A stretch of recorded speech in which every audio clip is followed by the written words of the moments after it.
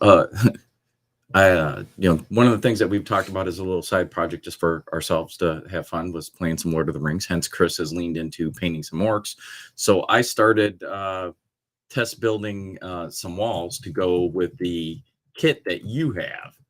So I'm trying to nail down the scale to get them to match up. I'm not quite there yet. Yeah. So we do have.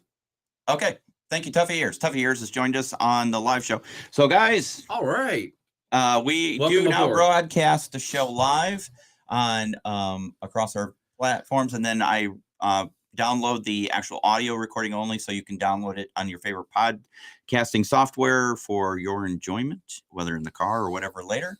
So Tuffy just waved back at us. So all right. So yeah, so I have not had a chance to get into that yet, but at some point I will shortly.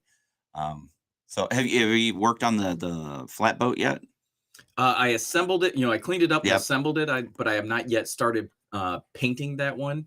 Mostly because my airbrush booth is currently full of an entire set of Zombicide miniatures that I painted that I haven't moved out of there yet because I still need to black rim and matte varnish them. Awesome. So once those guys get out, I can start working on him because that'll start off with a bunch of airbrush at least. Yeah. But no, it went together nice. It looks cool. Nice. Pretty happy with that. Awesome. All right. Real quick before I turn the mic over to Jim for catch up, I just was working on the airbrushing thing. So if you saw the video from Wednesday night, I think the airbrush paints, they're fine, right? Look good. Yeah. So Vorpal Bright has joined the show as well. So welcome. Great work on Rourke's Drift, by the way. Really enjoyed it. Well, be sure to look for part 2 tomorrow. Yeah, thanks. So we'll see how the Brits survived, or if they did survive or didn't survive. We'll see. You'll have to watch part 2 tomorrow. Anyway, so the general consensus with the Army Painter War Paints airbrush set, or whatever the official title is, they work. They're reasonably priced. They worked. The colors, I don't think, are geared more towards modern military 45 and after, because there's not a lot of the browns, greens, and stuff that like Vallejo offers in there. I was gonna say, but that's like their but that's their niche. Their basic game set. So it's meant for all sorts of stuff. Right. Whether you're doing 40K or you're doing historicals or some other sci-fi fantasy game where you're going to need more colors. Exactly. So but if you're doing Lord of the Rings, 40K, Warhammer Fantasy, whatever, where you need lots of different colors, then that range is better, right? Yeah. So it worked well. And I do like that they add the ball bearings into each pot or bottle. Yep. So nice. That really helps as well. So one criticism from the video is that you couldn't really see what I was painting. It wasn't really designed to be a video showing the painting. It was my impression of how it works. But to answer or to address that, I'll probably put out another video where I work on a bigger item that we can airbrush so you can see the actual paints go down. I don't know what I'll do, but we'll figure something out. I mean, it's not like I don't have minis or anything, right? Well, yeah, I was going to say, if only you had something to paint. So, yeah. All right. Mr. Jim, sir, how are you? And what you got going on?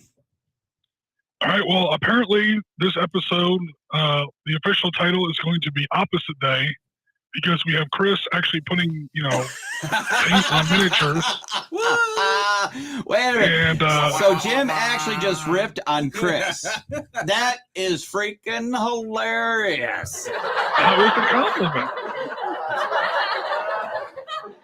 It's funny because it's true. Good one, Jim. Gee, it was actually kind of a compliment, but yeah, I was going to say, normally it's, hey, Chris, what have you done? Oh, nothing. Hey, James, what have you done? All right, everyone hit mute on your phone for like 45 minutes. Honestly, I haven't done very much. We have recorded some gaming for Mogadishu. We've done some Valor Victory in Mogadishu last week. we have some edited content coming out later, or content for that coming out later this week. So there has been some gaming and some hobby, just not a whole lot, at least not on the military historical side. This probably dovetails into our topic for today, like, how much fun is, modern military gaming, given the context of today's events. And of course, we'll get into that. And yeah, the new job is really starting to ramp up. It's starting to, I can no longer use, I'm just the new guy anymore.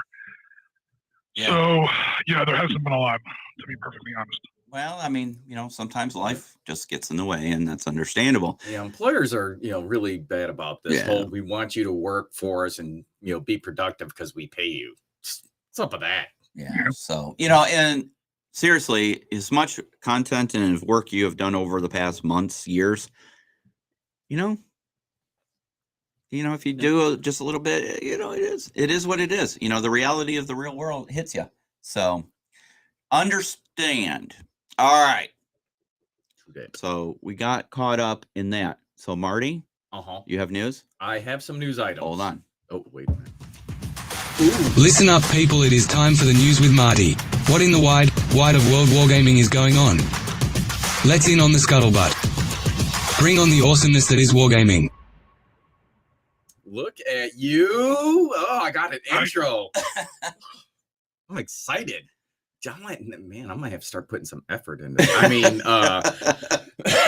yeah. So anyway, on to the news. Several news items for people that are near and dear to the show and are doing stuff together. We'll start off with Footsore North America. Yeah. So Footsore North America is no more. And I say that with all love. Tim has not gone away, right? But Footsore and Tim Spakowski have amicably split. Yep. And he put a really nice post up on the Facebook talking about 3 years ago, him and Mark Farr formed a relationship with Tim's previous company, Special Artisan Service Miniatures. So they merged, and then they were offering each other's lines, because Footsore is UK based, and Tim is obviously based out of the UK here, or out of the UK, St. Louis area, down in O'Fallon. So that was a really good collaboration. Well, that collaboration is going to continue. Yeah. But Tim has gone back to Special Artisan Miniatures as his company, and he's also opened a brick and mortar comic store with a partner. So he's got a lot of things going on. Yeah, to be honest with you, once I saw the announcement that he opened, is it Bugs? Bugs, yeah.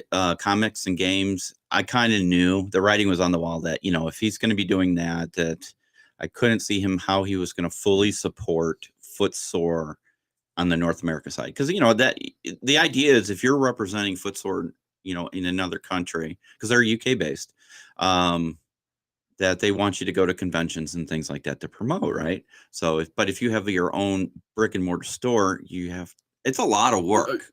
Brick and mortar store. Sure. I mean, coming from somebody who has had 3 dive shops, one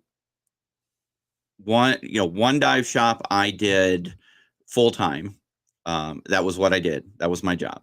The other 2 were done while I worked my other real jobs, and it's not. And that's easy. Buster. It is. Yeah. So, and then try and put on the commitments of trying to promote another company and go to shows and things like that. I kind of know it. But it doesn't sound like there's any bad blood or anything. He's still going to be offering Footsore miniatures. Yep. So, he says he will continue to sell and distribute Footsore miniatures in the U.S., but Footsore North America is reverting back to Special Artisan Service Miniatures.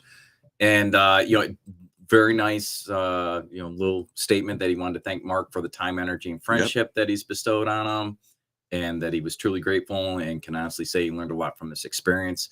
But he wants to focus on his store, and as he says, what I love most, making 28 millimeter modern miniatures for gaming. So, so I have news that relates to that. I've talked to Tim. Oh, go on. So I sent Tim a message and said, hey, buddy, because for some of you who may not know, and guys, we're live. You can join the conversation. Just drop a note into our chat section and you can add on to the conversation live. But I did talk to Tim briefly, and I congratulated him on, SASM coming back, Special Artisan Service Miniatures. That was the name of the company before he merged with Footsore. And I asked him, did he want to come on the show? So in the very near future, he said, yes, of course. And more excitingly, we are going to be working on, I don't know how much I can say because it's literally, it was a preliminary, but there is a possibility of a line or a few SITREP podcast exclusive miniatures. Ooh, a little collaboration. Yes. Which is funny because that leads me right into my next news item. Because Tim, I wonder if that has anything to do with another game that you're waiting on. yeah, well, sort of. If Modifius would get their stuff together, Mr. Robert Would Salters. you give Chris a break, man?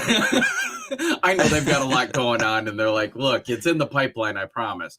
But Robert Salters and Tim have gotten together, and they're going to do a little collaboration. And as Robert said, he's excited to announce the affiliation with Special Artisan Service Miniatures.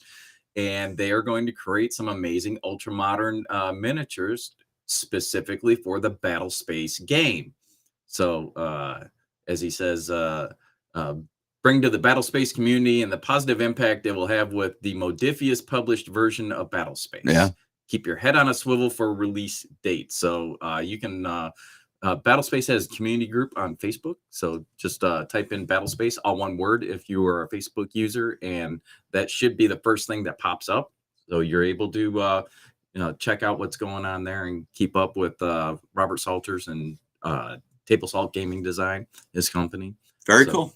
Yeah, super excited about that. But yeah, I'm if you weren't aware of what we're talking about with Modifius, they are going to publish a deluxe printed edition with the rules and templates and all that jazz for Battle Space. So looking forward to that, because Battle Space is it's a solo / co-op game that I'm telling you, he took due to no fault of Robert's, he actually timed this like perfectly, right? Because it came out in like March of 2020, right when we were all getting locked down and stuff. Exactly. And that was something that I latched onto. I mean, I think you can still get the rules for $9 over on Gamers Vault. Yeah, something like that.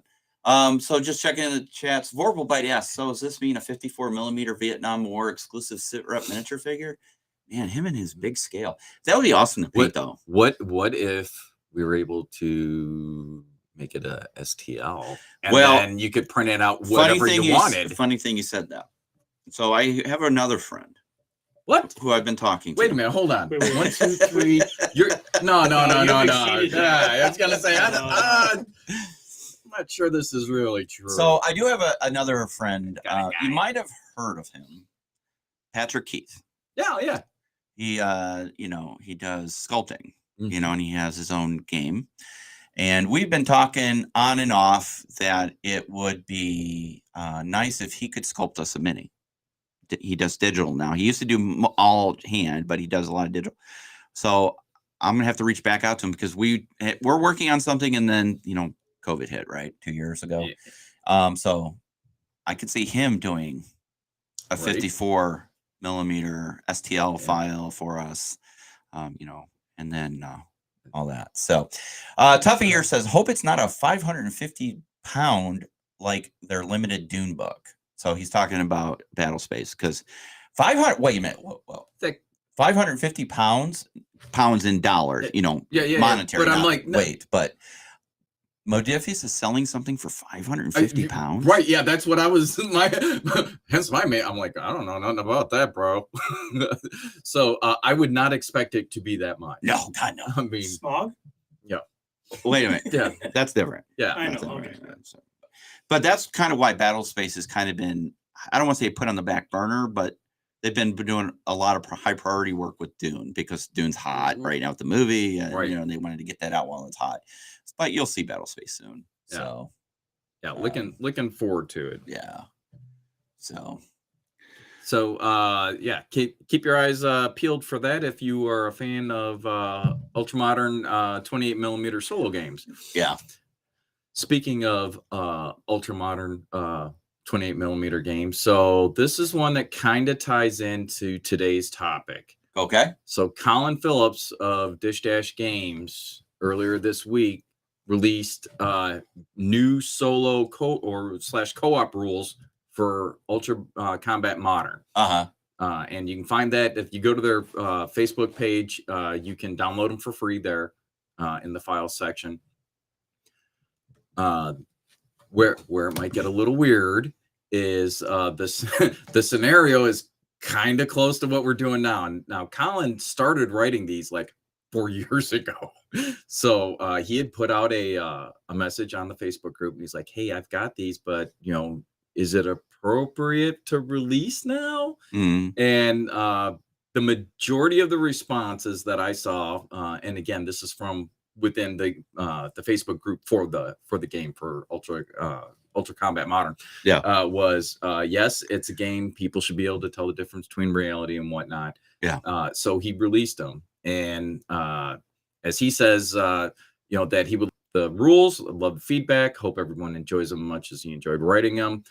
Some special thanks to the Hutchisons, Peter Attack, and Nathan Deck for their support, and special mention to Carl Lothian, who always takes an interest. And the scenario concept, and I'm gonna mess this up because I don't speak Polish, so Luigibo. Yeah, I don't think that's how it's pronounced. Shut up. It's a real village in Poland that's in the Nick Ryan stories that he used in his novella Enemy in Sight. So in that novella, the village straddles an important highway used by a Russian column to move on to Warsaw. NATO chooses to use that village, name deleted because I can't pronounce it, to attempt to delay the advancing Russian column. The story of the book's primarily an armor battle, but his spin on it is to make it an infantry battle for the village. Gotcha. So in this battle, NATO troops in the former Royal Irish Regiment hold the village. However, to make things different, because this is a co-op game, right? So you're only playing one side.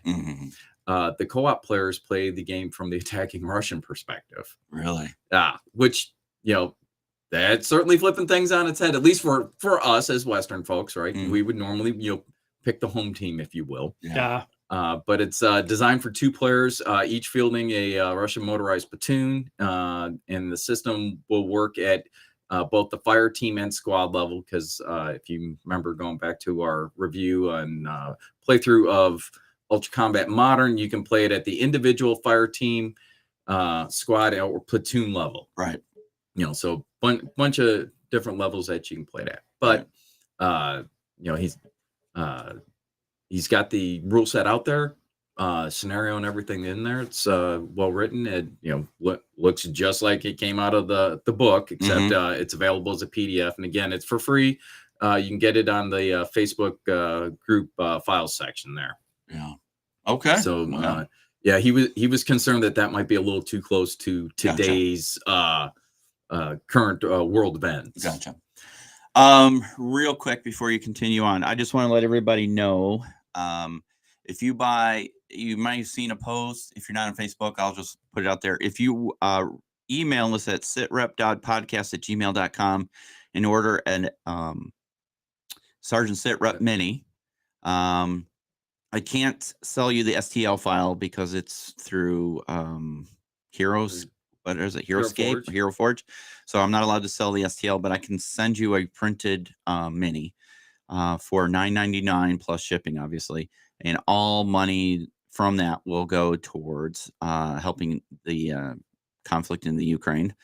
Also, if you order any merch off of our supply room store, all profits, proceeds, whatever, sans the cost of the actual, cup, shirt, whatever, we're for all of March and April, we'll donate those funds to Ukraine as well. So, and I've got a couple others that are doing similar things I'll mention a little later in the news here. But So, what else you got? so Firelock Games, Blood Yep. and Plunder, Raise the Black Kickstarter, put out an update. Yeah. So Chinese New Year's concluding. They're getting the ball rolling again. They posted some photos of the sprues as they are being the production masters, or whatever. Not the master, I guess. Yeah. But test runs there look really cool. Yeah. They've got a few molds that still need to be finished. But they are working on them. They thought they would start shipping this month. Mm-hmm. Says it's been a challenge to come up with an accurate date as shipping issues continue worldwide, hoping to have the project out as soon as possible, but not sure March is realistic based on worldwide logistical issues. So instead of continuing to push out the ship date on the update, they expect to have a more accurate date within the next 30 days. So this was a couple days ago they put this out. So by the end of the month. Says the good news on that is their fulfillment partners ensure that once they receive the product, they will be able to ship them all out within a week or two. So and not a great surprise. I mean, given the situation with shipping and whatnot, and this is all coming out of China. So kind of figured that would go. But if you are a backer of the Raise the Black Kickstarter for Blood and Plunder, which I am, which is why you keep hearing about it. Yep. Then you will hopefully see something by the end of the month on when that's coming out. Gotcha. A weird little news item that I came across. Mm-hmm. I'm not familiar at all with this company, but there's a company called Artisan Creations. They're out of Rochester, New York. Okay. And they're closing their store essentially. They're looks like he's ramping down his business. I'm not familiar with them. What do they do? They make a crap ton of minis is what Really? what they do. Yeah, go to Artisan Creations, ACHESON creations.com, and you can see all of their stuff. But this guy's got a bunch of masters that he's selling. So if somebody is a caster, Do we know anybody who's a caster? Chris Long, spin caster times 2. What's the company name? Artisan. So it is ACHESON creations.com. ACH ESON creations.com. Rochester. So he says Atchison. starting this week, there's a new category on their webpage called Masters, where there will be listed building terrain vehicle figure masters that he's never gotten around to putting into production that are now for sale with full production rights. He will also make a production mold for any buyer if required, and can contract cast them for the new owner. So keep an eye out each week for new additions to this category. Right. Currently, he has the ones that we would most be interested in. 28 millimeter masters for Vietnam guys. He's got some MVA with AK-47s. He's got an AKA or MVA command set, MVA with RPGs. Also has 28 millimeter master U.S. infantry with M60s, U.S. infantry command set. Plan on spending about $700. Yeah, I'm looking at these per set of masters, and again, that's full licensing. You will own them and be able to produce them. So people are like $700 for a set of minis. These aren't minis. These are the actual masters to cast the minis. Yeah. So there are green stuff on metal frames. I'm looking at the VC command set right now. $700. I mean, that's not bad actually when you think about it. $700 is what you typically pay a sculptor for one mini, right? Yeah, it is not at all a bad deal. No. Now it's a niche market. Obviously, you have to have somebody that wants to get in the business of casting these, and then probably I would assume selling. They're not just casting them for themselves, but they could be. Who knows? But I thought I'd throw it out there just because I'd never come across something like this before. Yeah, I never heard of them. And I'm like, they look really good. That's kind of cool. And he's got a metric crap ton of stuff on his webpage as you go through each of the different categories and whatnot. You know, he says he's got over 5,000 books, over 4,000 painted figures. Yeah. You know, with a number of new stuff still being added, as well as he's got like hundreds of comics and magazines and whatnot. So I mean, he's got a huge inventory. So you know, check it out if that's your thing. You know, not just Masters. You know, he's got all sorts of other stuff. So food for thought for you if that's your barbecue. Check him out. Just see what's going on. We don't have any affiliation. I literally never heard of him before Wednesday night.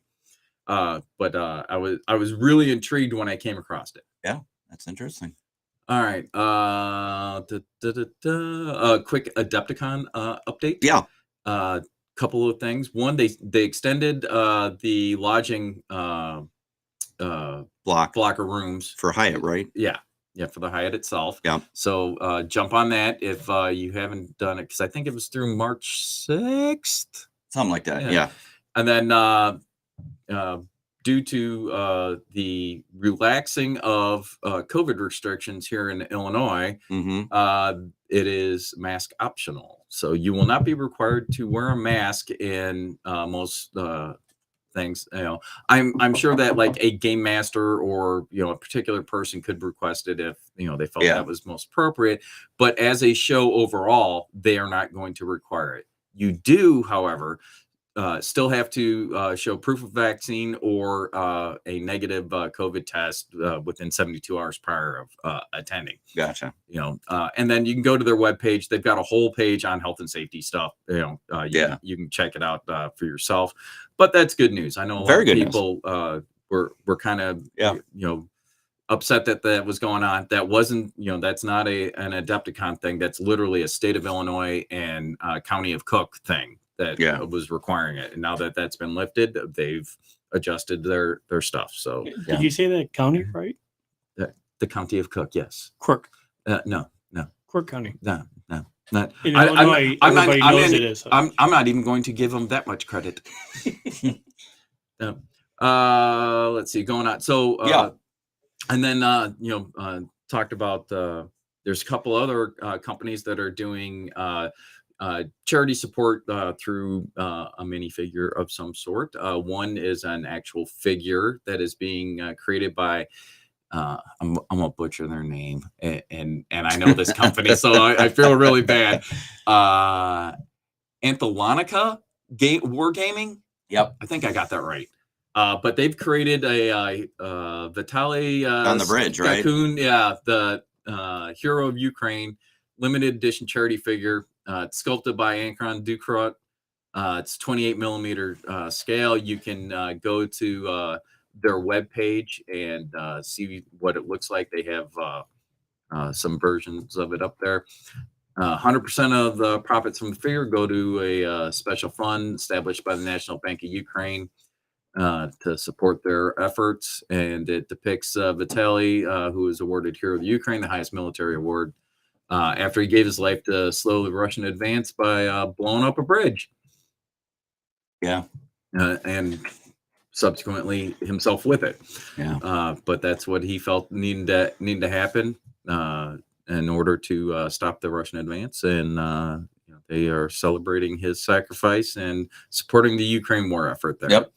That is a pre-order figure and needs to be sculpted. And again, I don't know if it's done, but there are pictures of it on the website. So I don't know if they've completed the master yet or not, but it's being sculpted like in New Zealand and then has to be shipped to the UK. And then they will produce it in the UK and then send it out to backers. Gotcha. Another company that is doing something similar. Yeah. And it's a company that I'm not familiar with, although, I kind of dug digging through their stuff, is called Reptilian Overlords. Okay. So, right. So they do like a lot of, it's all STL stuff. It's a lot of, shall we say, 40K proxy stuff on there. On their webpage, but you can go to Reptilian Overlords, all one word, .com. And they have created a figure called Commander Z. And that is, it's like a wartime pose of the Ukrainian president. He's an emergency relief miniature, as they call him, created to support the people of the Ukraine. It is a pay whatever you feel like giving for the STL. Or as they say, simply print, paint, and share it on your social media to boost the signal. All profits will go to the Ukrainian Red Cross Society. And as of March 2nd, they had raised over $2,000 in donations. That was the last update I saw on money. Oh, and Anathonica, by the way, over $5,000 last I saw earlier in the week. So they're doing some good work there. But if you're a 3D printer guy and you want to support through Reptilian Overlords to get Commander Z, you can do that. And like I said, it's pay what you want, and they don't care if you just download it, paint it, and share it. To spread the news on the plight of the Ukrainians and garner additional support for them. Yeah. All right. So before you go on, the chat's kind of blowing up, and I think I need to address it so we can right now. First of all, regardless of what you feel about world events, and that we are not. No, I'm gonna put it out there. We are taking a side. I am.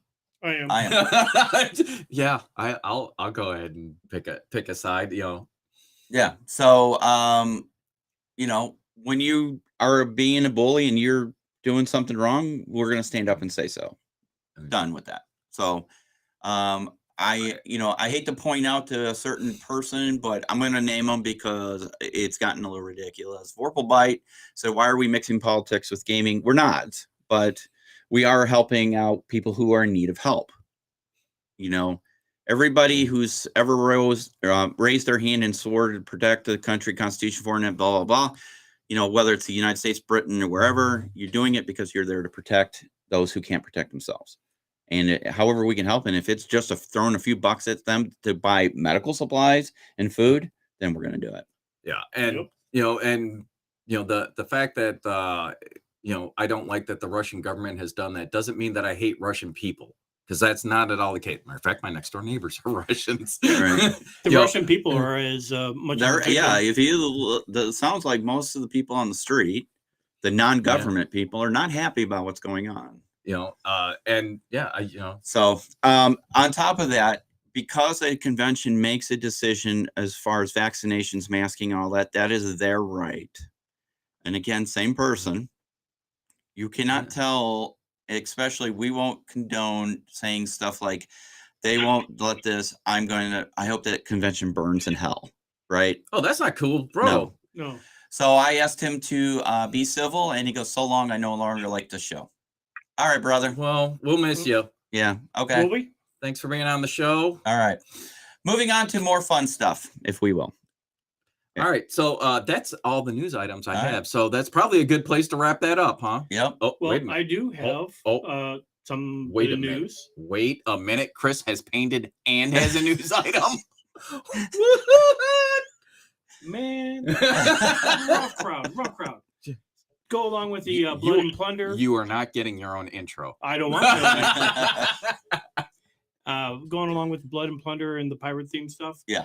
Loot Studios at loot-studios.com. Yeah. This month is all piratey type stuff. So 71 miniatures for $15. Yeah, they do have a pretty good. They look nice. Yeah, and some of them are like fantasy type stuff. But not everything. I was gonna say, but there's a ton of stuff in there. If you're doing like a straight historical game, that would be good to have in there. And they have is that a brigantine? They got a big ass boat, and it is really cool looking. Yeah. How's that? And objects. Yeah. Hello. Yep. Yep. All right.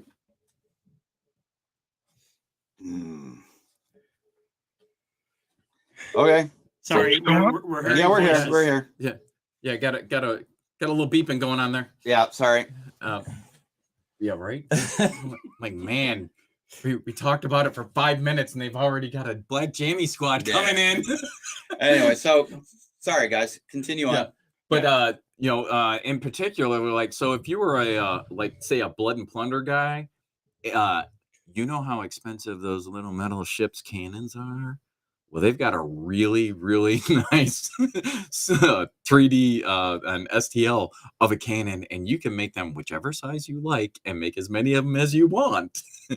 So, that's definitely something that, caught my eye. I was like, oh, that would be useful for sure. Right. And they've got the bus, and, I know, Bill, when you get your boat, Dude, you're going to want your own little compass. No. No? No, I use GPS, my friend, and I use a sextant. You mean mateys? But yeah, no, there's some cool stuff in there for sure. It's the metal plate in my head. It's magnetic, and it always points to true north. Yeah. Anyway, What happens when Don turns on the microwave? I shit my pants. Forget who I am. Yes, just real Christmas quick, vacation. Good. I want to say thank you for the support, Tuffy Ears, for understanding. So if you look at the comments, you'll understand that. But thank you very much for that. Yeah, if you're into the pirate thing, I mean, cool.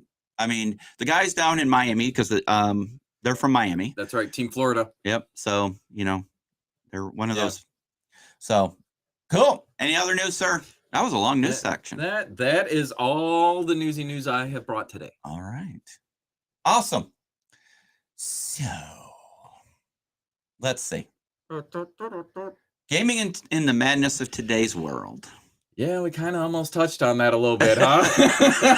So here's my perspective of it. I find myself drawn right now. And I know this is kind of weird coming from a podcast that's really geared towards modern, is I find myself going back a century. Well, if you are inspired by today's events, you can trace it back that far. Yeah. I mean, surely can. You could go back even further. I mean, obviously, we did Rorke's Drift. Love Rorke's Drift. Yeah. Love. Civil War. I still have all those. The epic battles, the Warlord. Yeah. All 3,000 have you of those seen games. some of the? Are you following the epic battles Waterloo stuff on Facebook and stuff? Yeah. They are painting some insane stuff. I was gonna say somebody has way too much. One free dude time. painted like a whole box in a weekend. Yeah, and not just like hit him with some spray paint, and he like painted buckles and stuff. Exactly. Like, that looks really good. I would never do that in a weekend. The only way I'd be able to paint a box in a weekend is if I didn't. You paint the box? If I paint the box. Yeah. 5-gallon bucket, just dip the sprue in. Flick it off. I'm talking about not even taking the plastic off the box. Just yeah. So, it just, I don't know. I'm really excited for Midway though. I've been, really chomping at the bit to get started on Midway. I constantly think about how we're going to do this, and I really want to make this video series really classic, really classy. To be honest with you. Well, we can't be too classy. We are. I mean, involved. it's us, but yeah. No. I speak for yourself. Anyway, but here's my motivation. I want people to enjoy the videos. I want to have fun playing the game, right? Right. But I want the production value to be high because, God damn it, I want to be nominated for a freaking Caesar Award from Little Wars TV. Well, we'll see what we'll see what we can put together. Then. So we'll see.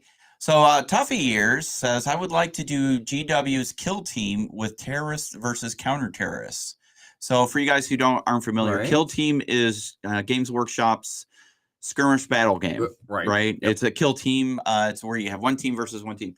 If you go back and search out Draxtar Games, DRAXTAR,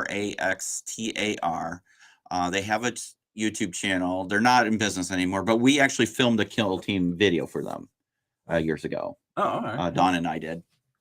So it explains kill team. Yep. So if you want kind of idea what kill teams like, you can look at that. I think it was the what are the space elves, the ones that have like the gestures, Eldari, whatever they are, versus somebody else. Or wait a minute, the Harlequins. Harlequins. Yeah, Harlequins. Yeah, I was gonna So- say you said Jester, so yeah, Harlequins. So anyway, so that's actually a pretty cool idea. But you know, in today's world, I find myself going back to a simpler time. But that makes no sense because I think people remember the good stuff and forget the bad stuff, if you will. Well, yeah, it's Right? like it's like all of our military careers. Yeah. You look back fondly on things, you're like, wait a minute, that super sucked when I went through it. Yeah.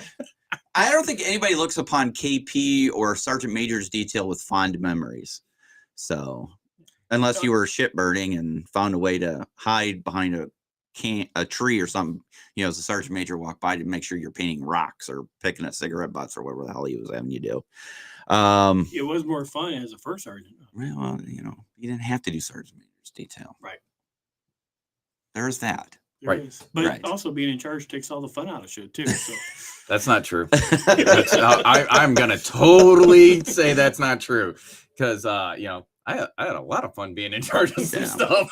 So, Jim, you have been really quiet. Yeah, we were in the middle of the news segment. I didn't want to interrupt. No. So, what are your thoughts on our main topic about gaming and in the madness of today's world? You know, you being a student of history, warfare. Do you find yourself really looking at all points of the current conflict, or does it make you want to look at other areas while this is going on and then examine it later? You know, hopefully when it's over soon. You know, what's your take on it? Okay, it's a kind of all right. I'll see if I can unpack that and answer it like a piece at a time. Okay. Right. Am I following what's going on in Ukraine at the moment? I know we're all following it very closely. I would venture I might be following it even more closely than that. I don't want to drop any names specifically, but we've got people in our community, personal members of our community now at places like Ypres and other suburbs of Kiev. As of 2:00 this morning, he was in Ostomel, boots on the ground, rifle in his shoulder, and I'm getting like nearly real time updates about what's going on in there, like him personally. Now, of course, as we all kind of remember, when you're actually on the ground in or near the front line, you know very, very little about what's really going on. So I'm not getting any kind of like CIA level, insight or anything. You know, when you are where he is, you see like, you know, the 4 inches between the bottom of your helmet and the top of your foxhole. Yeah, you know what's in front of you. Yeah. Yeah, if that. So all that said, yeah, I'm watching it really, really closely. And you know, trying to keep hold of the whole, military as much as we can tell. I mean, obviously, we're not going to know what's going on for real. But yeah, I'm definitely watching it, and following that part of it really, really closely. Online, offline, publicly, privately. Needless to say, my inbox is full like every day with another stack of questions, or what do you think, or I saw this and is this for real? And I mean, I'm no closer than anybody else, but I'm trying to do the best I can, even if it's just identify certain vehicles. Both sides are using a lot of the same vehicles, so it's really hard. Yeah, right. But there are some clues. There are some really, really distinctive clues that you can use. And this isn't like rivet counting in a real life 1-to-1 scale war game. We're not trying to be that way. But what people are trying to do is figure out, like, okay, here's some video, because people don't know what to trust. Yeah. They're looking at news and they say, oh, Ukrainians score another gigantic victory, or Russians report huge advances, or whatever. And they see this, look at this burnt out column of, wrecked equipment. And you're looking at it and you're like, bro, that's your equipment. You're not fooling anybody. Yeah. Okay, you see those RPG cages on those BTRs? Those are Ukrainian vehicles. Okay, you see those Javelin sunroofs that you see on the Russian tanks? That's a Russian vehicle. Don't try and show me a burnt out Russian tank and tell me that it's so now that news report is bullshit. because Russians are saying we've blown up Ukrainian tanks, and you're showing clearly a Russian tank. How to tell the difference between a T-72 and a T-80 or a T-64? It's pretty easy with the tanks. When it comes to the APCs, it's next to impossible, unless you're talking about the BTR-80As. Those are clearly Russian. They have a very, very distinctive turret. And stuff like that. Again, people aren't getting into the tiny tedium. They want us, because they see all this video and people are making all these claims, and we've heard a lot of stories. And the guys on Snake Island, we all read about that. Then we've heard that they were alive, and now we haven't heard anything back from them again. Now they might be gone again, or they weren't alive. That other report that they were alive was probably either an error or an outright lie. I don't know where that is now. That's come back and forth a couple times. We've all heard stories about the ghost of Kiev, which I've always thought was a little suspect from the start. I hope to God it's true. That would be awesome. Yeah. But once you start to see, it almost doesn't matter if it's true, though, from a morale perspective for the folks on the ground there, and the Ukrainian army and the general populace, because it still has the same effect. Although it'd really be cool if there was a dude smoking a dozen airplanes in a week. That would be awesome. I mean, and it would make a huge difference if it was materially true. Right. But even operations that don't really matter, like the Doolittle raid in 1942, when America needed a huge morale boost, it still has to be actually true. Because if it comes out that it was a lie, and I'm not saying that it is, I mean, who knows? Like I've been saying on some forums and in our Discord and in other Discords, and people are coming at me from all directions about this. It took historians 60 years to get within 10 or 12 million of World War II's death toll.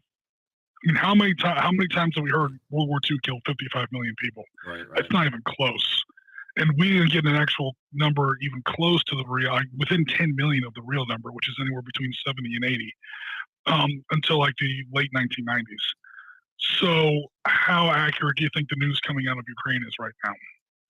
For sure. The people on the ground don't know. The people on the ground have, obviously a vested interest in portraying one side or the other. Yeah. But anyway, we're doing the best we can as far as that goes. Yeah.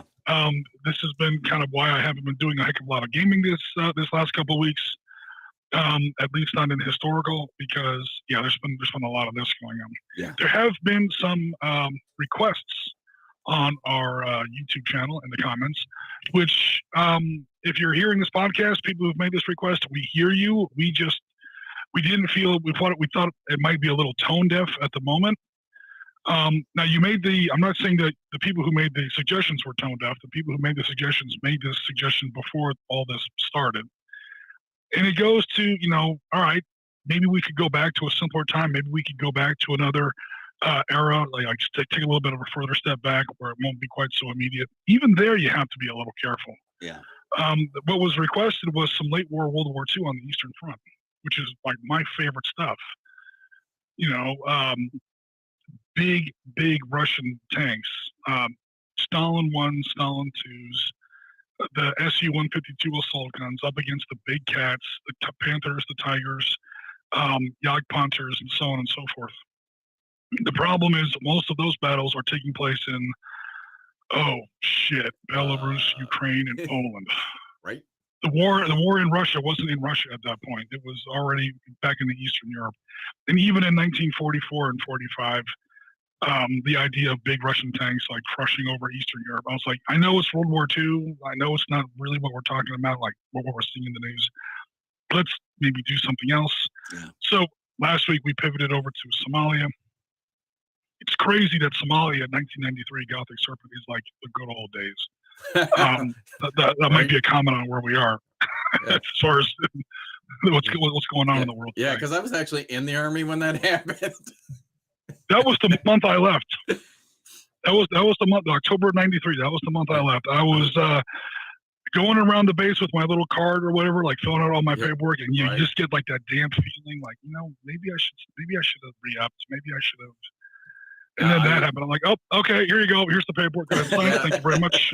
So I was in a similar situation, except I wasn't getting out. I actually had re-enlisted, but I was getting ready to PCS. But yeah, I was clearing post and getting ready to transfer. Yeah, and the Marines were out of Somalia by then. The Marines were there in '92 mostly, and the Army took over, and then the Adid militia stepped up, and we've all seen the movie, right, if nothing else. So yeah, as far as what we think about the situation or whatever, again, I don't want to speak for the whole team.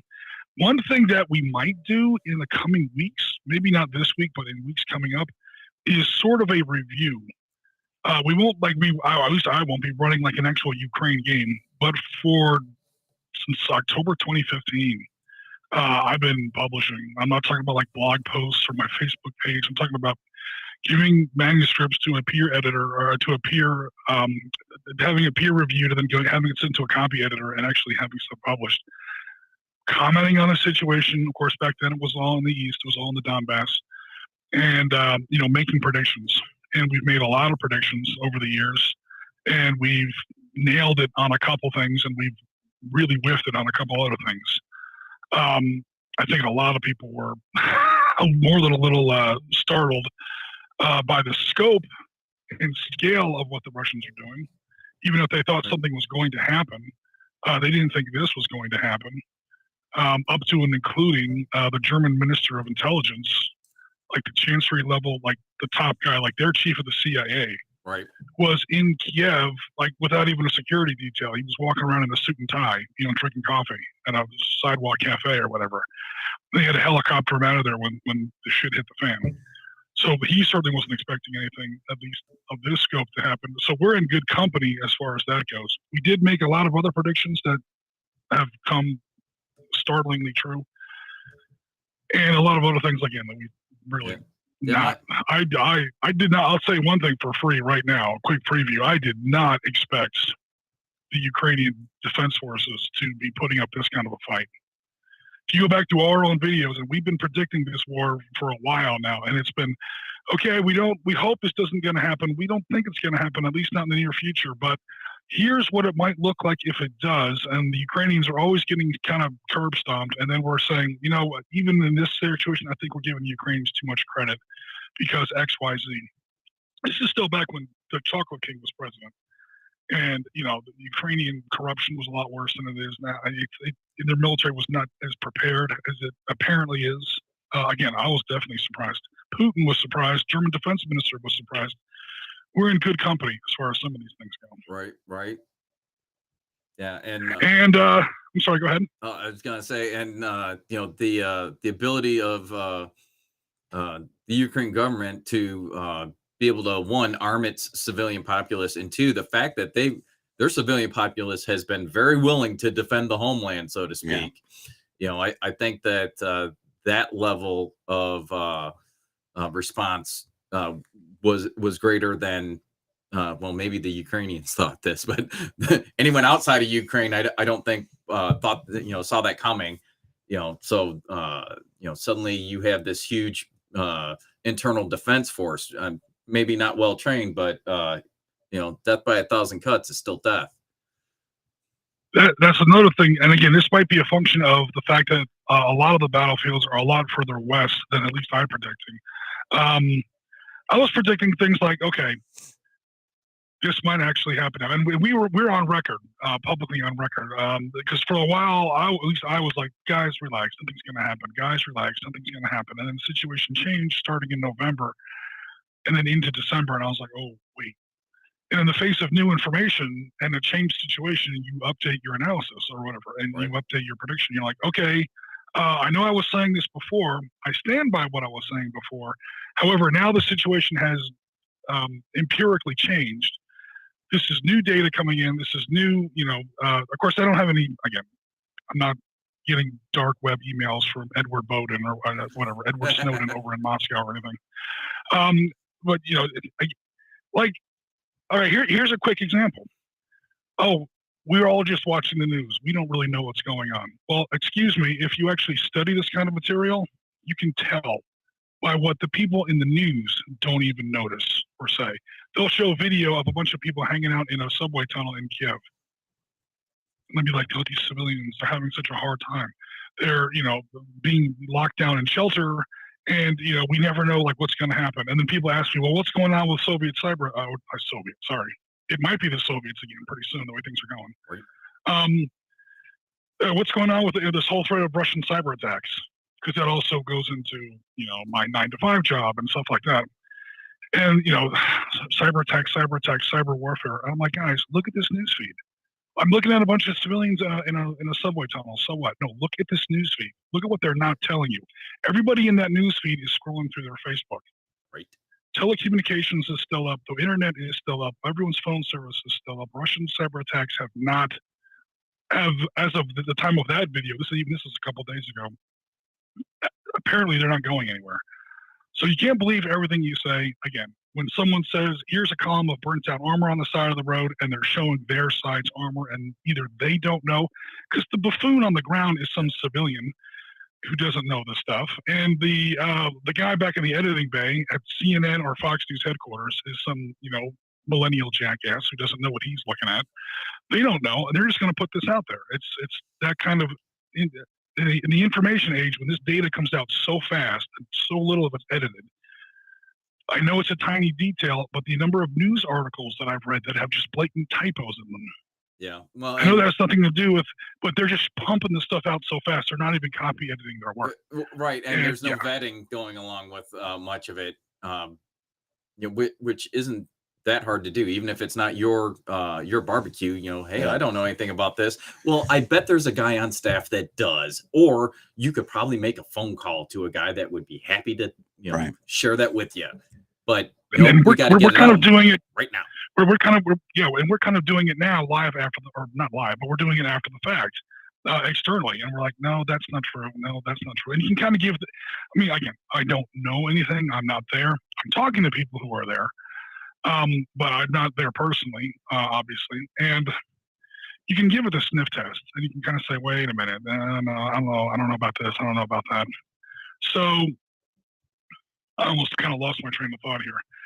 So we've made a little bit of hay, even before SITREP Podcast, back in the old Beast of War and on tabletop days, where you can use wargaming not only, of course, as a source of entertainment, but if you take it a little bit more seriously and you crunch your data a little bit and you get more into the simulation side rather than the painting miniature side, I guess there's no reason you can't do both. Yeah, that's just a lot of work. But you can eventually get to the point where you can almost use it as not like CIA or DIA level, but you can eventually get to the point where, at least for you in your little dining room table think tank, a little bit of a thought experiment. Like, if this does happen, what kind of things could we see? One thing we definitely nailed was how long it would take the Russian army to reach Kiev. They didn't get in there, obviously, as of this recording. Let's hope that holds out. And the effect of javelins. I'm not even going to cry about that, but we called that shit for like 2 years now. Yeah. I didn't know they were going to have the NLAWs. I didn't know they were going to have Stingers. My Ukrainian counter saw the old, whatever the not quite latest generation Russian stuff is. It's like the SA-23 or something. I can't remember. And again, that's just what they had at the time. This is back in 2020, 2021. Yeah. Now with Stingers, God, they're knocking crocodile hinds and frog from the sky like it's nobody's business. So, yeah. And one last thing, in a lot of those previous videos, I always do try to stay like right down the middle. People crack on me here on the podcast. They call me a communist. Russia's like the least communist country in the world right now. They're some of the most like the worst sides of capitalism that you could possibly imagine. But I get it. It's just a joke. And there is a little bit of truth to it. I've always been very, very soft on the Russians. You cannot study World War II objectively. Not Tom Hanks and Steven Spielberg and Saving Private Ryan and Band of Brothers and all that saccharine, fluffy nonsense. Why are you dissing on my Band of Brothers, man? Because it's propaganda and it's nonsense. And you would agree with me because they completely ignore the 82nd, and that whole war was won by the 101st. according to that show. Right? Well, the real airborne unit, right? Yeah, that's what my son says. As Yeah, a but I mean, proud like- member. Yeah, anyway. When it comes- You make a valid point on that, Jim. Yeah. When it comes to World War II, the Russians put in the blood, the Yeah. British put in the time, America picked up the check. I mean, that's literally how it went. Yeah. I've been through all the numbers before, so I won't go through it again.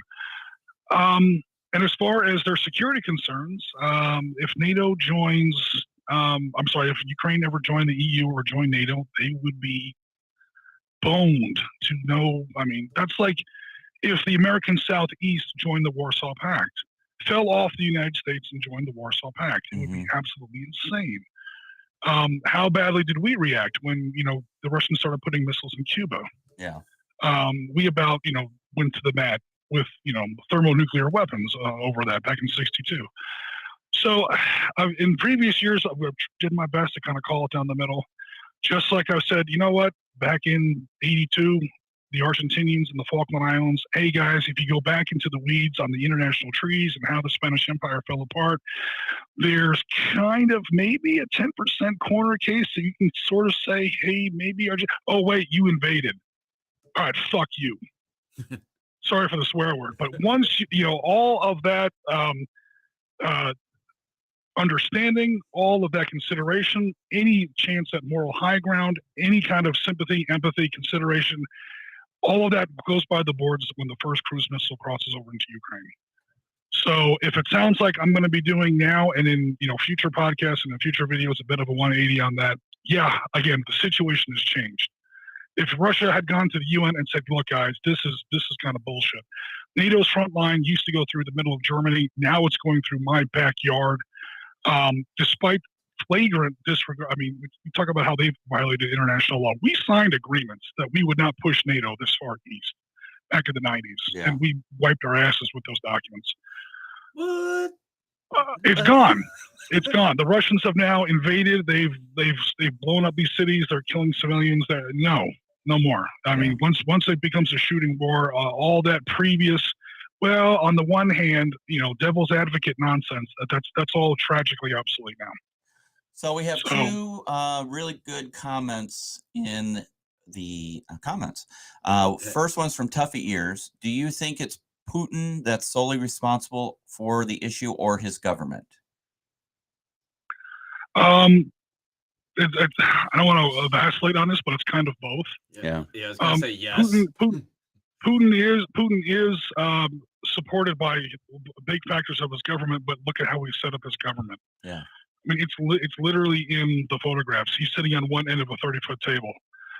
There's the famous video where he absolutely eviscerated his own defense minister, like live on camera. Yeah. There's the other video where it's either his defense or his intelligence minister. There's another video where he's, again, this is all live on camera. And it's like, so, all right, what do you think is going to happen? No, I'm asking. The guy kind of gives like, well, we're not really sure yet. No, I need an answer from you now. And he like puts him on the spot and he puts him in a corner and he forces him into admitting, he forces his subordinate into admitting what was Putin's sort of arrived at, a pre-staged presumption. Yeah. And he's taken all the oxygen out of the room. In summary, he's being supported by a government, but his government is installed in place by design and specifically and cherry-picked, hand-picked to do exactly that. Right. Yeah. So it's kind of both. Yeah. So then, I'm sorry. Go ahead, Jim. No, that's pretty much it. People in his government are supporting him. The military might not be. We got reports that the military had no idea this was going to happen. Yeah. They honestly thought a lot of these, especially the conscripts thought that this was an exercise until like 2 days before. Now, because Putin knew this war was not going to be popular, and he knew the military was going to balk a little bit at it. And as a result, we have this this is absolutely like, I want to say embarrassing, but it's kind of embarrassing. This embarrassing level of unpreparedness, the Russians in the field operationally. Columns of tanks stalled on the side of the road without gas, troops looting supermarkets for food. because they don't even have like MREs and shit. It's amazing how incompetently parts of this invasion have been put together. Yeah. Other parts are doing a lot better. The Russians sadly are having much more success in the south. Yeah. But they basically have three fronts. The southern front coming right out of Crimea is doing a lot better. But in front of Kiev, in front of Chernihiv, if I'm even coming close to saying that right, Kharkov is of course getting the absolute hell kicked out of it. That is just one of those cities, man. Kharkov in World War II changed hands 4 times, was fought over 6 times in 5 separate battles between 41 and 43. And again, they're taking like incredible amount, even more than in Kiev, of collateral damage. The Russians are using thermobaric bombs in Kharkov. It's a mess. Yeah. So the other comment coming up is from Springtime, and he says, how will the poor progress and performance of the Russian military affect Cold War gaming? Well, I'm updating the values on my counters. I can promise you that. Yeah, if you, again, some things we got right, some things we got wrong. If you go back and look at our Ukraine videos and our Storm in the Baltics, our Bear in the Baltics videos, yeah, Russian equipment and troop platoons are actually a little better than their Ukrainian or Lithuanian or Polish counterparts. That's been proven happily obsolete. And it's because of what the Russian army has been doing for the last 10 to 12 years. The Russian military, or what we thought they were doing, what they thought they were doing, yeah. And it's been, okay, look, the whole big RKKA from World War II, the classic Red Army, which it hasn't been called the Red Army since 1947. News outlets, please stop calling it that. The Soviet Army, and then later on, the Soviet Army more or less was the Soviet military. Not so much the Army, but definitely the Navy and the Air Force. Heavy infrastructure, you need a lot of dollars to keep those forces up. The Army needs a lot of money still, but it's at the end of the day, it's guys, sometimes in vehicles. Or at least they better be in vehicles. It's the 21st century, guys. Come on. These armed forces more or less fell apart in the 90s. With no money, troops were getting paid sometimes for years at a time. They just got up and left, and there was no one to stop them because the MPs had already deserted. Because they were getting paid in months or years. The equipment fell apart. The fleet sank at the docks. The Russians were able, literally. I wasn't kidding about that. There's video of Slava class cruisers on their side, at the pier. The only reason they have anything left is they were able to cannibalize, some things and sort of pull it into existing units and kind of keep it up. So during the Yeltsin era, the military pretty much, shit the bed because they didn't have any money. Money is boundless money is the raw sinew of war. Cicero knew that in the 1st century BC.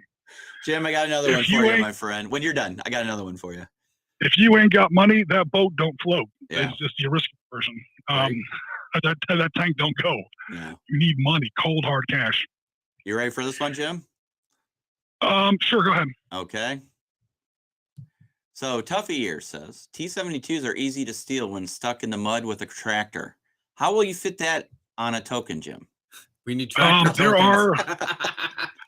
There are scenarios with combat engineering vehicles, armored recovery vehicles, and so on. Yeah, they actually do use that. No.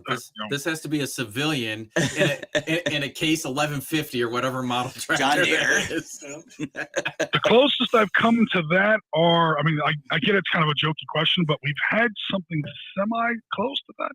Those D9 dozers that the Americans used at Omaha Beach are technically civilian vehicles. Yep. I think they were appropriated for it. Yeah, so I have had them.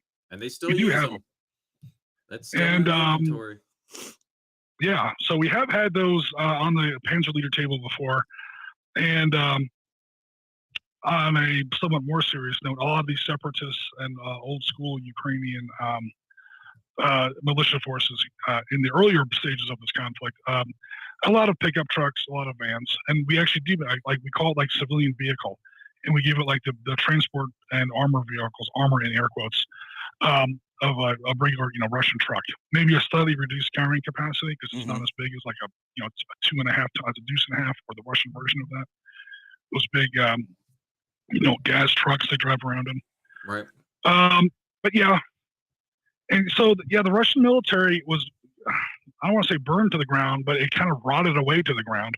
And then, Putin takes over in 99, and then he's just trying to stabilize the economy for the first 5 years of the 2000s. And then by 2010 or so, they're trying to build it back into something a little more like our military. Nowhere near the size that it used to be back in the Gorbachev days and leading previously. They never completely walked away from conscription, but conscription is supposedly only 1/3 of the Russian army now. Everything else is what they call a contract, which is basically what we call a volunteer. And we sign a contract when we join the military. Yeah. It's a little more like us. A lot of the work, maybe not so many tanks, sticking more with more wheeled transport vehicles like these upgraded BTRs that we see. And, these motorized rifle brigades. There's a battalion of tanks bolted into that. These Guards air assault brigades that everyone's been watching. Mm-hmm. And it was supposed to be this leaner, meaner, more agile, 21st century fighting force, a little bit more like you see in Western armies. Yeah. And then we see this thing kick off. And so a lot of our predictions were kind of based on that, where it's like, okay, basically put red stars on all the vehicles, and where it's sort of, they don't really have red stars on them, but you know what I mean. Yeah, basically make a Russian Kmart version of our military, and it performs on the tabletop pretty well. Modern Panzer Leader and other systems and stuff like that. And then we see the actual test here where the rubber meets the road. Okay, it's live now. It's no longer an exercise. It's no longer theoretical, and it's like a time warp, man. We're back in the 1980s, watching them fall apart in Afghanistan. We're back in the end of World War II, where they have a lot of firepower, but it's slow, it's cumbersome. The units can't talk to each other. And the other big wild card, the last big wild card, and this will just scare the shit out of me when this first kind of kicked off. And so far, it's turned out pretty well. And this speaks to the point you guys were making earlier. Is this huge upswell of Ukrainian popular resistance. That's always good to see. A lot of times in the history, if you go back and you look at previous conflicts, it leads to absolute disaster. Because a lot of times, you put 10,000 people in the field with assault rifles. Those are very, very powerful weapons. And we saw the videos in Kiev. Here's like a 16-year-old girl. She just picked up an AK-74 for the first time. She looks into the camera and says, and I quote, "I'm going home now to YouTube how to use this." Yep. Yeah. Because she doesn't know which end is which. Yep. And I'm like, oh, this is going to be a shitstorm. Those militias eat each other alive, eat themselves alive, because, there's nothing worse in the battlefield than a whole bunch of untrained people with very high-powered weapons. So far, though, I don't know if they're, embedding, what veterans they have. Okay, this squad gets, you were in the Ukrainian army back in the, early aughts or whatever. You fought in the Donbass in 2014. Oh, look, we have a German volunteer or a Polish volunteer or a Lithuanian volunteer.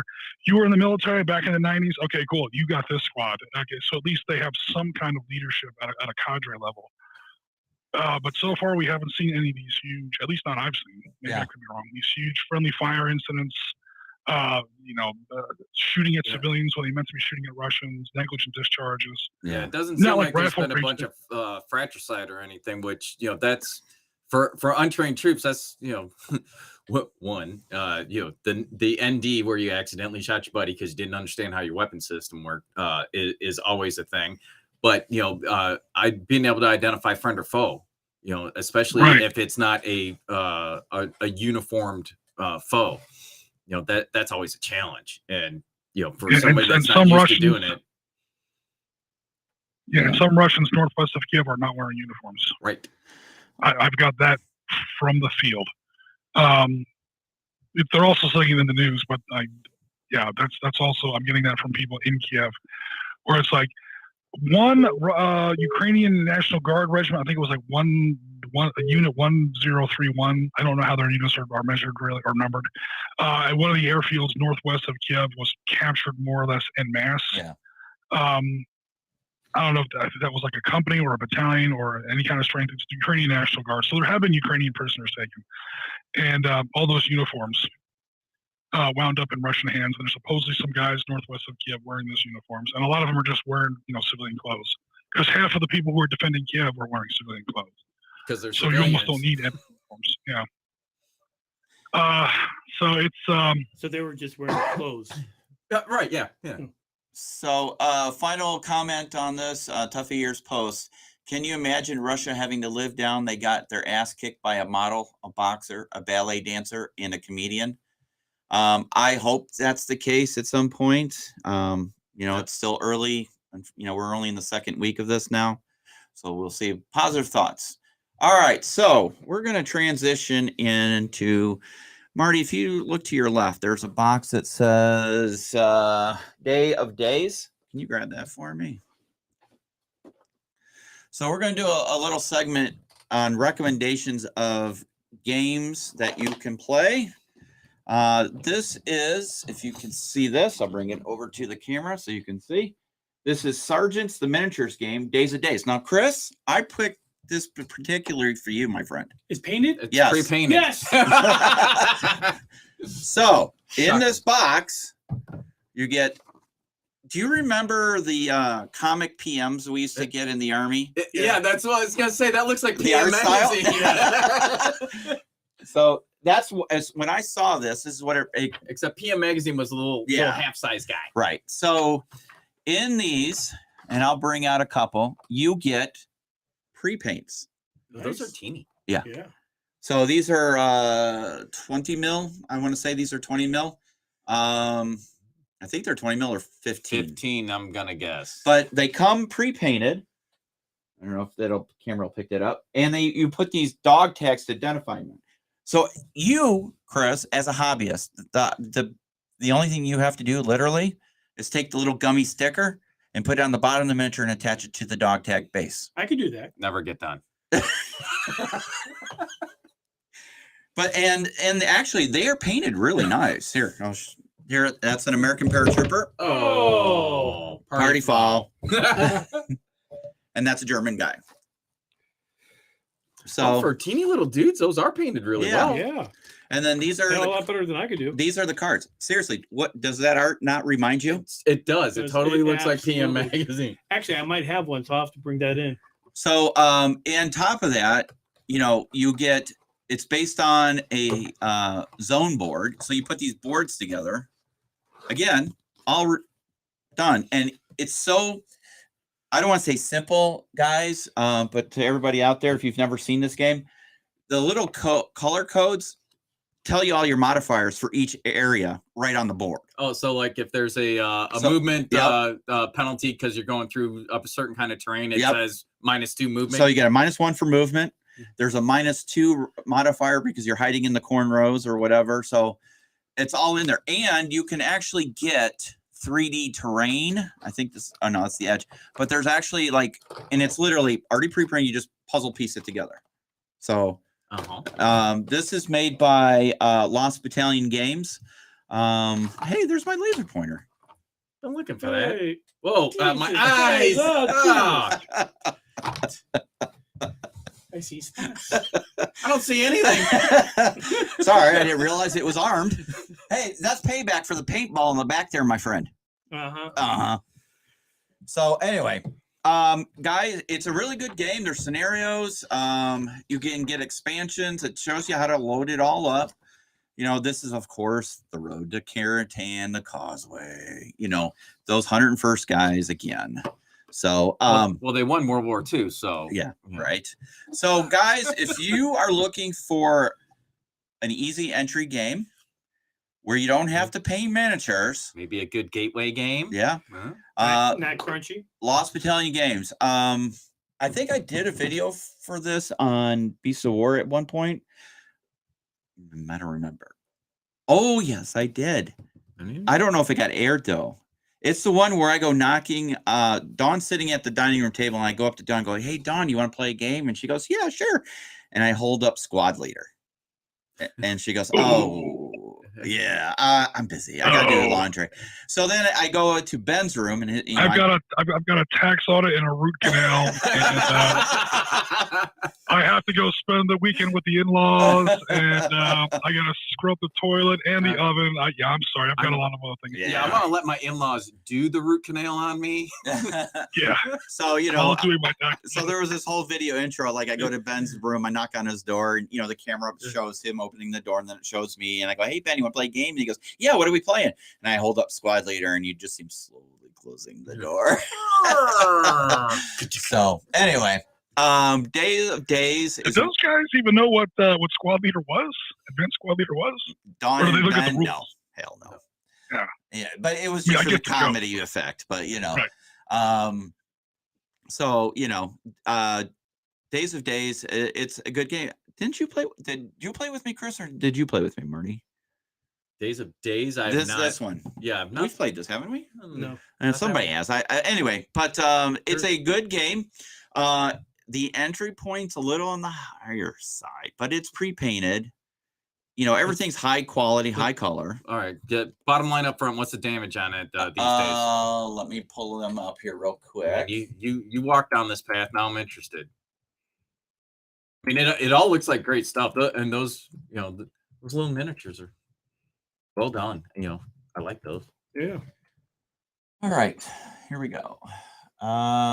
They got a D-Day 75th commemorative edition. Here we go. Anyway, products.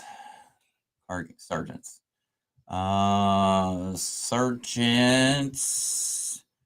Sergeant. Oh, they got Red Devils for the British. All right. But no 82nd. I think they do at some point. Shut up, man. Why could it be like that? Have you met you? Yeah, right. I'm trying to find the actual. Here it is. Let me see if this brings it up. The Red Devil starter set is $69. I'm trying to find the Day of Days set. So that's not horrible. No. 75th edition Day of Days is 119, but that's the 75th edition. The Day of Day starter set's $70. Like this was $70 to get started. Yeah, that's nice. I mean, pre-painted. Yeah. Yeah, can you put those miniatures back in there? And for a box game that has everything, and again, these dudes are pre-painted, so those of us that are into miniatures either can appreciate that or hate it because we didn't get to do it ourselves, depending on where you fall. But, Right. If you get anal, you can always repaint them. And the expansions are $50 a piece. But particularly for like a gateway game, Yeah. seems like that would be a pretty good way to go to be able to get somebody rolling. Yeah. So, it's a good game. And all that. So Tuffy Ears says, Jim was just trying to lighten a difficult situation. Some comments. No, Tuffy Ears, we really appreciate your comments. I mean, to be honest with you, anybody who's ever been in the military public service, you alleviate stress by humor. Right. Usually dark. Yeah, morbid. Yeah. Yeah. So you're golden here. So anyways. Yeah, I mean, what are we even talking about? Like the T-72 stuck in the mud? Yeah. Oh yeah, no, but I mean, like I said, I know it's a joke, but at the same time, yeah, there are sometimes civilian vehicles on the table. Yeah. And not only in miniature games, but also even, bigger hex and counter games. It definitely does happen. Yeah. I mean, I think I can. I think the statute of limitations has expired. So when I was in Iraq in 2003, we might have what's the term I'm looking for? Liberated a 20-yard dump truck because we needed to be able to haul our own stuff around. And we didn't have enough. So the Iraqis had taken the batteries out of it. Well, we just put 2 new batteries in it, and it fired right up. It was half full of fuel. There you go. Painted that big upside down V in there, put a VS-17 on top of it so we didn't get smoke checked by our own, and threw it in the middle of our own convoy. We didn't roll solo with that thing. But we hauled stuff all over southern Iraq with it. Yep. So all right. So here is the challenge for the next show. Marty. Sir. You would need to bring a recommended game. Bring a game. So like I just did the Sergeant's Miniatures game, Days of Days. Gotcha. You are to recommend the next one. Okay. Now, what is the criteria? There really isn't any criteria. Just a game that you think people would be interested in playing. Just pick one. You can't pick my library. Oh, yes, we can. Because the hard part would be trying to find something not in your library. I got some stuff though. I got some ideas. What I'd really like to do at some point, Marty, is we really need to get Battle Space under camera. Yes. Like, let's do a game of Battle Space, right? Sure. You talk about it all the time. I mean, we did did one. one. What, a year ago? Yeah. A year and a half ago? But I think it's time to bring it back on the table, right? Yeah, for sure. Maybe we should play co-op with Robert. Oh, yeah, we can do get him on. Ooh. So the Tuffy Ears just says, and I'll post it on the show. Tuffy Ears says, Tank Museum Monopoly, anyone? Tank Museum. Yeah, Monopoly. Monopoly has a version. If you look up there, there's like 20 versions of Monopoly.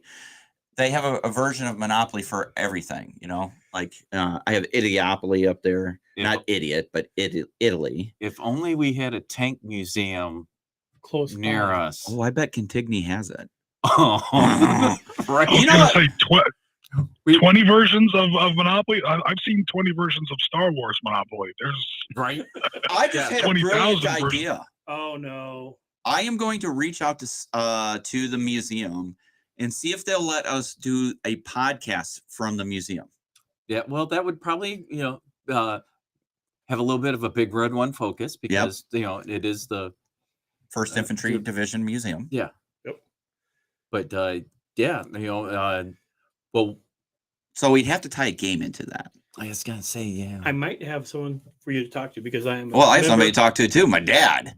He was in the Big Red One. No, so was I. I'm in the Big Red One Society, and I get the newsletter and everything. It's gonna say, that's one of the combat patches I have as well. Hold on. Yeah. And right now, you are looking at the reigning distance. It's champion. true. We are the reigning catapult champions. Well, technically, trebuchet.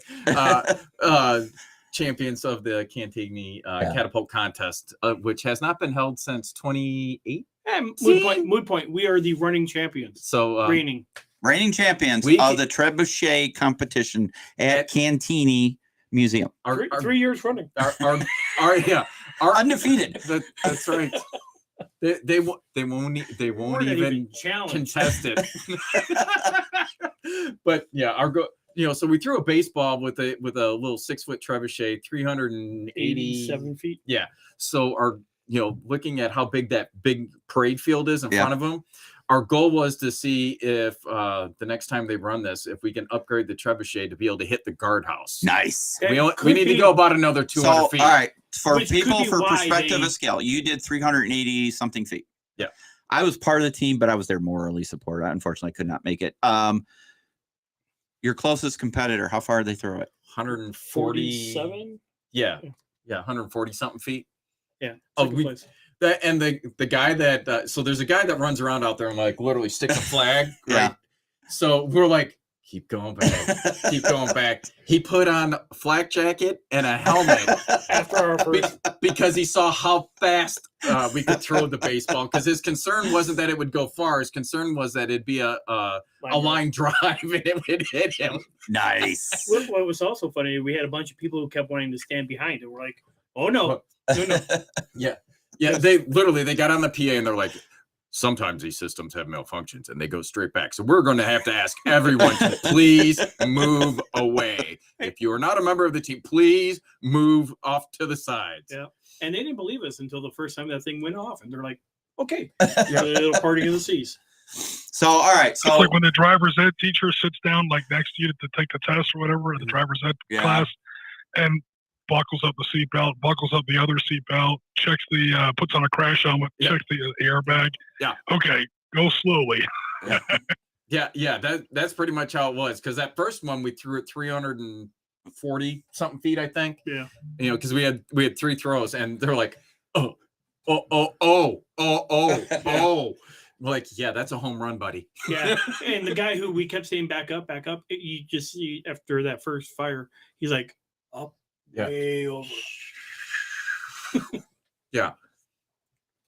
So everyone go move your cars out of the parking lot because they're putting up they're going over the wall into the parking lot. We don't want to put this through somebody's windshield. Now, I think maybe the reason they haven't had the competition is because you told them you wanted to hit the card check. Oh yeah, I told him that's what I was going to do next year. I said next year you need to put a helmet and a catcher's glove on the guard in the guard shack because we're going to throw it to them. Yeah, they might have believed me. Dude, we could bring it out of that thing. I'm telling you, We could. It's in there.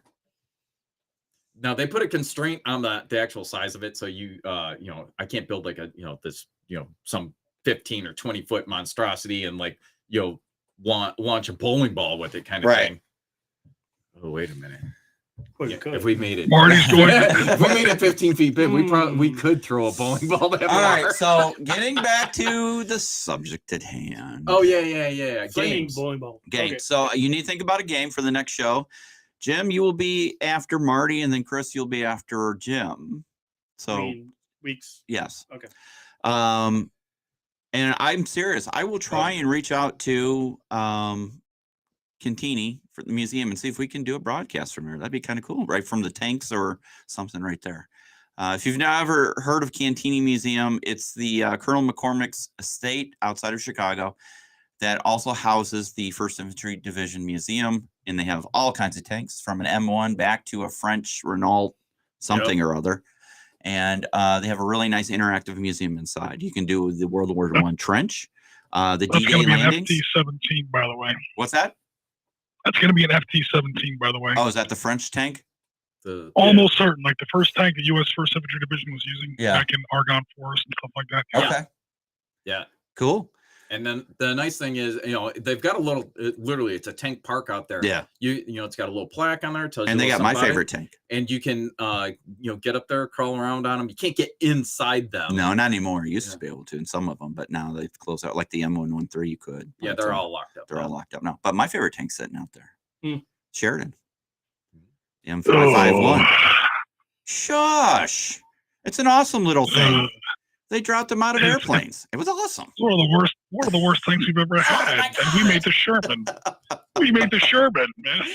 No, Oh, Once again, he's got this airborne thing going on. Well, they dropped them out of airplanes. Well, okay. yeah. yeah. I mean, if you drop a tank out of an aircraft, it will usually fall to the ground. That part kind of takes care of itself. Yeah. Gravity is, a great Yeah. assist in that one. So Gives you a +8 on your D6 roll. You'll usually make it. I don't know if you'll hit anything other than the ground, but I promise you'll hit that. Yeah. So so we'll see about that. And I don't know if they'll let us, but We'll give it a shot. I'll reach out to whoever their people are and see if they're be willing to. Tough Ears, I got your message about a link in Discord. As soon as I can log into Discord, I will, and I'll check that out. Thank you for that. Guys, we're gonna go ahead and wrap up the show.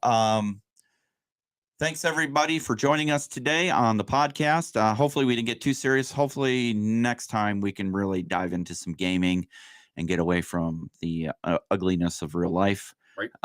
Like I said, check out Sergeant Mincher's game. If you're looking for a pre-painted, don't have to do anything. It's all in a box for you, Chris. Game. It is a good game, and I agree with you, Marty. I think it would be an excellent entry.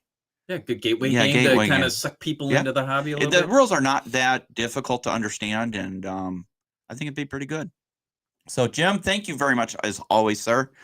Absolutely. Tomorrow, look for the final part of the Rourke's Drift battle from last month. Well, actually, now it's 2 months, isn't it? God, February Yeah. just flew by. And we'll see how the British fared, and then we will be getting ready for Midway here in June. So, Right. we actually have an advanced timeline because we have to actually play it in May, so we have it recorded and edited for airing in June. So we're almost out of time. All the research is done. Oh, sure, overachiever. Yeah, this guy. Here we go again. No, the research has to be done first, so you guys know what to print. That's right. Yeah. So we do have our list now. Thank you, Jim, for identifying the ships, and now it's time to start printing, and then we'll get going. All right. And still looking for Cutting a bunch of acrylic, yeah. yeah, well that, and we're also still looking for feedback on rules if anybody has. Oh yeah. So that's going to be our next. We might have to do a rules design session. So that could be like a Wednesday night live stream or something where we just sit down and go through rules and have people Brainstorm it a little bit. Yeah, do a brainstorm and people can put their 2 cents in and, see if we can come up with our plan. Right. All right, guys. So thank you very much for joining us on this episode of the SITREP Podcast. And for Chris, Marty, and Jim, this is Bill, and we will see you later. Take care. You have been listening to the SITREP Podcast. We hope you have enjoyed the show. Make sure you like and subscribe to all of our channels on Facebook, YouTube, Twitter, Twitch, and Discord.